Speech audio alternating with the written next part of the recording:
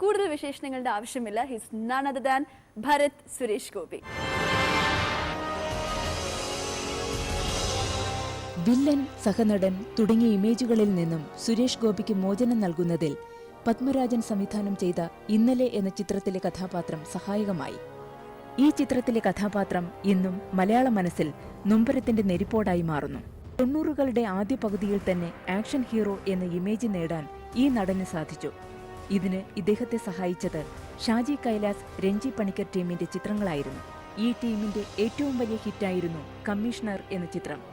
ഇതിലെ ഭരത് ചന്ദ്രൻ എന്ന ചൂടൻ IPS കാരൻ ഇദ്ദേഹത്തിന്റെ കരിയറിലെ നാഴികക്കല്ലായി മാറി. പോലീസ് വേഷങ്ങൾ കൈകാര്യം ചെയ്യുന്നതിൽ ഈ നടന്റെ ചാതുര്യം ആരെയും അമ്പരപ്പിക്കുന്നതാണ്. ഈ ഗണത്തിൽ സുരേഷ് ഗോപിയുടെ വ്യത്യസ്തമായ ഒരു പ്രവേശനമായിരുന്നു ചിന്താമണി കൊലക്കേസിലെ ലാൽകൃഷ്ണ വിരാടിയാർ എന്ന LK.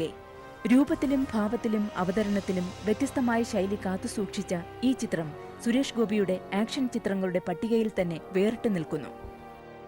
എന്നാൽ ഈ നടന് ലഭിച്ച ഏറ്റവും വലിയ നേട്ടം ജയരാജിന്റെ കളിയാട്ടത്തിലെ തെയ്യക്കാരന്റെ വേഷമാണ്. ഇതിലൂടെ ദേശീയ സംസ്ഥാന അവാർഡുകൾ വരെ ഇദ്ദേഹത്തിന് ലഭിച്ചു.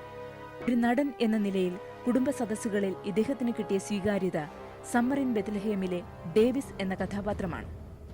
സിബി മലയിൽ രഞ്ജിത്ത് ടീമൊരുക്കിയ ഈ ചിത്രം ഈ നടന്റെ കരിയറിലെ അപൂർവ നേട്ടങ്ങളിലൊന്നാണ്.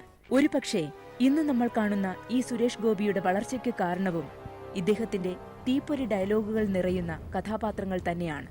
ഇതിലൂടെയാണ് ഈ നടൻ വെള്ളിത്തിരയിൽ സ്വന്തമായ ഇടം കണ്ടെത്തിയത്.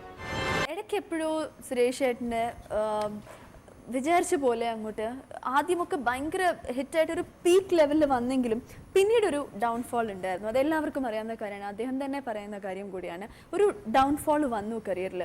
പിന്നീട് ഒരു കംബാക്ക് ആയിരുന്നു അദ്ദേഹത്തിന് ഫിലിമിലെ ഭരത് ചന്ദ്രൻ IPS കമ്മീഷണറിലെ അതിൻ്റെ ഒരു സീക്വൽ ആയിരുന്നു. ഭരത് ചന്ദ്രൻ IPSലൂടെയാണ് തിരിച്ചു വന്നത്. എന്തുകൊണ്ടായിരിക്കാം ആ ഒരു ഗ്യാപ്പ് വന്നത്? എന്തുകൊണ്ടായിരിക്കാം? It is a very noticeable gap. എല്ലാവരും നോട്ടീസ് ചെയ്താണ്. തുടർച്ച എല്ലാവർക്കും അറിയാം. വളരെ ക്ലിയർ ആയിരുന്നു ഇത്, അല്ലേ? വളരെ സുരേഷിന്റെ ബ്രേക്ക്. സുരേഷ് ആദ്യകാലത്തേക്ക് കുറെ ചെറിയ അല്ലെങ്കിൽ മമ്മൂട്ടിയുടെ കൂടെയും മോഹൻലാലിന്റെ കൂടെയും ഒക്കെയും സെക്കൻഡ് ഹീറോ ആയിട്ടോ അല്ലെങ്കിൽ സപ്പോർട്ടിംഗ് ക്യാരക്ടേഴ്സ് ഒക്കെ ചെയ്ത് കുറേ സിനിമകൾ ആദ്യത്തെ എല്ലാവർക്കും കരിയറിന്റെ ആദ്യ ഭാഗത്ത് അങ്ങനെ സ്ട്രഗ്ലിംഗ് പീരീഡ് ഉണ്ടാവും. സുരേഷിന്റെ ഒരു ബ്രേക്ക് ത്രൂ ആയത് തലസ്ഥാനമാണ്.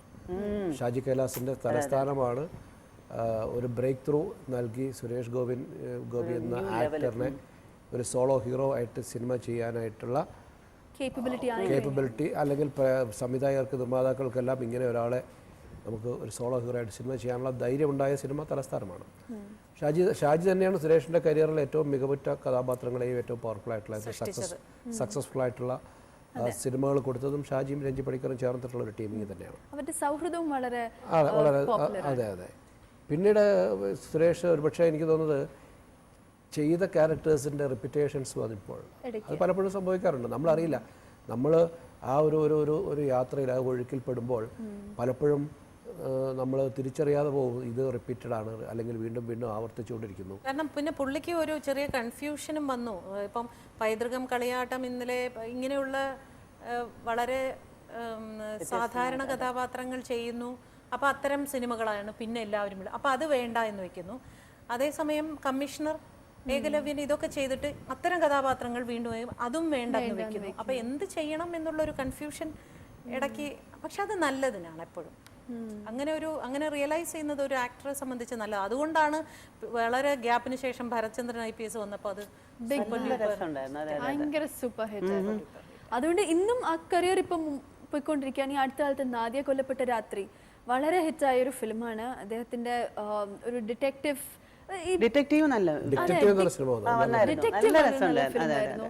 അങ്ങനെയുള്ള ക്യാരക്ടേഴ്സും വളരെ നന്നായി ചെയ്യാൻ സാധിക്കുന്നു. പോലീസ് ഓഫീസറും ഡിറ്റക്റ്റീവ്, അങ്ങനെയുള്ള മിസ്റ്ററി ഇൻവെസ്റ്റിഗേഷൻ. പിന്നെ ഈ പറഞ്ഞ പോലെ ഈ റൂട്ട് ഒന്ന് മാറ്റി കോമഡി, ആ ലൈറ്റർ വേർഷൻ അത് പോകുന്നതും അത് സുരേഷ് അത് ചെയ്യുന്നു എന്നൊക്കെ ഒരു വലിയൊരു അതിശയമായി. പിന്നെ തെങ്കാശി പട്ടണത്തിലൊക്കെ സുരേഷ് ഇങ്ങനെ കോമഡി ചെയ്യുന്ന സമ്മർ ഇൻ ബെത്ലഹേം അതിലെ ക്യാരക്ടറൊക്കെ എന്ത് സ്വീറ്റ് ക്യാരക്ടർ.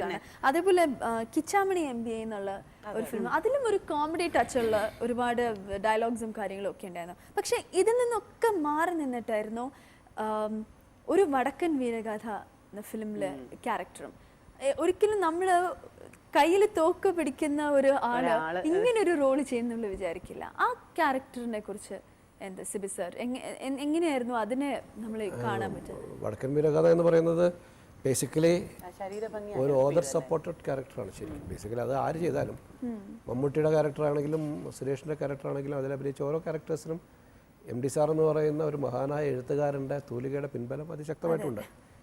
പിന്നെ അത് ആക്ടറുടെ കയ്യിൽ അത് ഭദ്രമായി സൂക്ഷിക്കുക എന്നുള്ളതാണ് ആക്ടറുടെ ഉത്തരവാദിത്വം.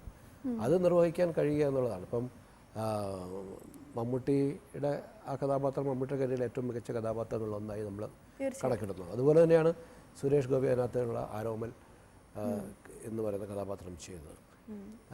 പിന്നെ ലുക്കും സുരേഷ് എപ്പോഴും അത്തരത്തിലുള്ള ഒരു ആവേശങ്ങൾക്ക് ശാരീരികമായിട്ട് അത് വളരെ അനുയോജ്യമായ ഒരു ശരീരഘടന സുരേഷിനുണ്ട്. പിന്നെ സുരേഷിനെ സംബന്ധിച്ചിടത്തോളം മറ്റു ഇതിൽ നിന്നും മാറി ചെയ്ത സിനിമകളിൽ പോലും ഒരു അഭിനേതാവ് എന്ന നിലയിലുള്ള തൻ്റെ പുതിയ മേച്ചിൽപ്പുറങ്ങൾ കണ്ടെത്താൻ കഴിഞ്ഞു. അതിന് ഏറ്റവും കൂടുതൽ സഹായിച്ചത് ജയരാജനെ പോലൊരു ഡയറക്ടറാണ്. കാരണം പൈതൃകം എന്ന സിനിമയിൽ സുരേഷ് ഇത്തരത്തിലുള്ള സിനിമകൾ ഇവിടെ ചെയ്തുകൊണ്ടിരിക്കുമ്പോൾ തന്നെയാണ് പൈതൃകത്തിൽ വളരെ ഒരു ഒരു ഒരു വിപ്ലവകാരിയായ അങ്ങനത്തെ ഒരു ലെവലിൽ അത് ചെയ്യാൻ സാധിക്കുന്നു. അതിലേക്ക് കാസ്റ്റ് ചെയ്യണം എന്ന് ജയരാജ് സാറിന് തോന്നിയതാണ് അതിനകത്ത് ഏറ്റവും വലിയ. കാരണം എപ്പോഴും ഒരേ ടൈപ്പ് റോൾസ് ചെയ്തിട്ട് ഇതിലും നന്നായിരിക്കും എന്ന് തോന്നിയത്.